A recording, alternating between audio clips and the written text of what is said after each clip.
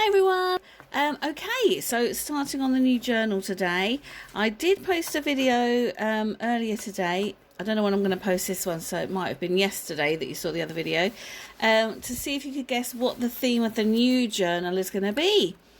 It's going to be, drumroll please, tropical. I was going to call it totally tropical, but I think some of the things that I put in it are going to be slightly deviating from that. So we're just going to call it tropical. So yes, I've got my signatures ready. I've bought my fat quarter that I want to use, etc, etc. So I thought I would just talk you through stage by stage of how I put my journals together. Everyone does it different. Everyone uses different things. You have to go with what you love to do, what materials you enjoy using, what method you like best, whether you find it the easiest or you find it the most satisfying. I prefer my journals covered in fabric. I mean, you can use this for either fabric or paper, it doesn't really make a difference, but I've got these big, maybe A3 size sheets of like grey board that I got from Amazon, I think it was, following a recommendation from the lovely Brooke at Handmade Craftiness many moons ago. So this is what I use, and then the first step I take is obviously measuring how big these are, then cutting this down to size. So I do prefer to work in inches because I'm old, and so what I do is I just measure this. So they're 9 inches long, but I do prefer to have a bit of overhang on mine, so I will probably cut my board to be, say, 10 inches, and then because I don't cut down the edges because I like to be able to flick them, so it's got to cover all of the edge and a bit, so let's go there. So that's 6.5, so I'm going to make it, I think I'm going to make it about 6.5 inches wide. That will take it, let me move that one so you can see it clearer. That will take it to there, and by the time I've added lace and everything like that, I think taking it to 7 inches is going to be too much. Right, so I'm going to do 10 inches by 6.5 inches. I'm going to cut my board out and I'll be back. Okay, so that's the 2 covers, and then I've just used the rest left over for the spine. I like to have quite thick spines, even when I do a 2 signature journal, because I like to have them a bit spaced out, because I do like my journals to be chunky. So if we're looking at height, that is absolutely fine for me. And then what I do next is I check the covers. Now that's great. Maybe I could have done with a little bit more there, but that's fine. I'm not going to gripe about that, so that's fine. It covers, does its job. Now what I have realised is this one I've cut a bit wonky. Let me just get it lined up for you. I have cut it a bit wonky. I don't know if you can see that. It's just ever so slightly wonky. It doesn't matter. The whole point of these journals is that it doesn't matter if you mess up. You can either hide a mistake.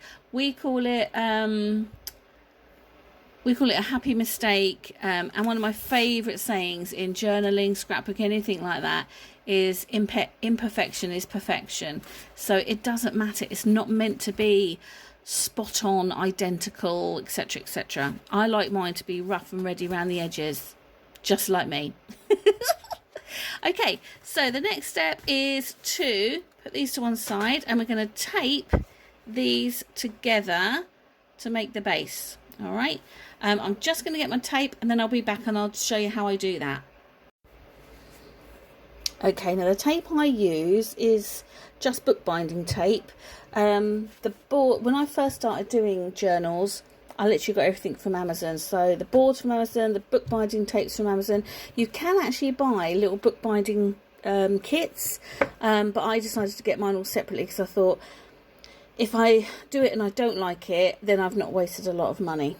Okay, so the way I do it is I use a light coloured tape because then if you're using a fabric, I find that sometimes if you're using a dark tape, it actually can show through the fabric that you're using. Right, now these two, yeah, more or less perfect. You need to leave a gap because obviously where it's going to be folded and stuff like that, you want it to have some manoeuvrability. All right, so let's get a bit of tape off and let's show you how I do this. Now this tape is super sticky. So I get a nice big bit. And then again, it's one of those things that everyone does different. I find it easiest to lay the tape down once you can get it off your finger and then place the boards on top of it. Because then if they do wiggle about, it doesn't matter so much. Now this is the tricky bit, is getting it off your stuff because it's so sticky. There you go. Right, okay. So this one I'm going to place, let me pull you back a bit so you can see. So this one I'm going to place kind of there. You do have to kind of make sure it's a bit straight, but that's fine. Don't put it smack bang in the middle because you're going to put your other bit on there as well. First bit on. Second bit. Again, don't forget to leave a little gap just so it can have that pliability and manoeuvrability, but it doesn't have to be a big gap. There you go.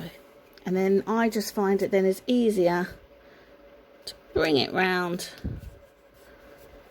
and wrap it over. I'm having to do this at a bit of a funny angle because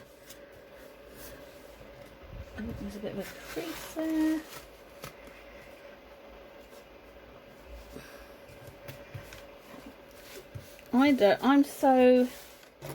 I don't worry about creases really and stuff like that because you can always flatten them out and hide them with things and bits and bobs. So it just needs another bit of tape there. So what I do now is I put a bit of tape this side so it's kind of double-sided on each bit. So I'll just show you that bit and then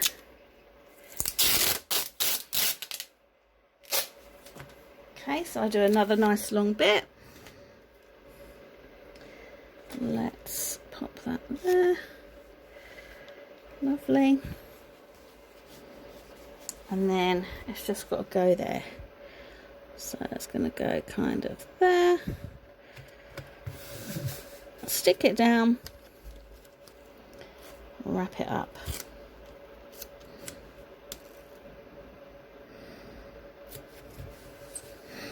There you go. So that's now going to be nice and strong and pliable. Now what you can do, some people use these just to give it a bit of a dent, get it in the right places, etc, etc. But that is going to stay, that's going to be nice and strong. There we go. Right, there you go. I'm just going to stop it, do the other side, then I'll show you that. Hang 10.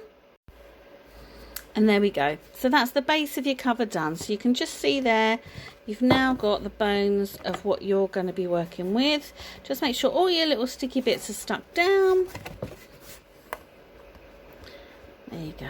I mean, anything, again, you can just hide anything with lace and all of this malarkey, so I don't worry about things like that. Okay, next step, let's get our cover on. I'm going to do this in a separate video. So if you've got this far, thanks for watching. Stay tuned for the next part.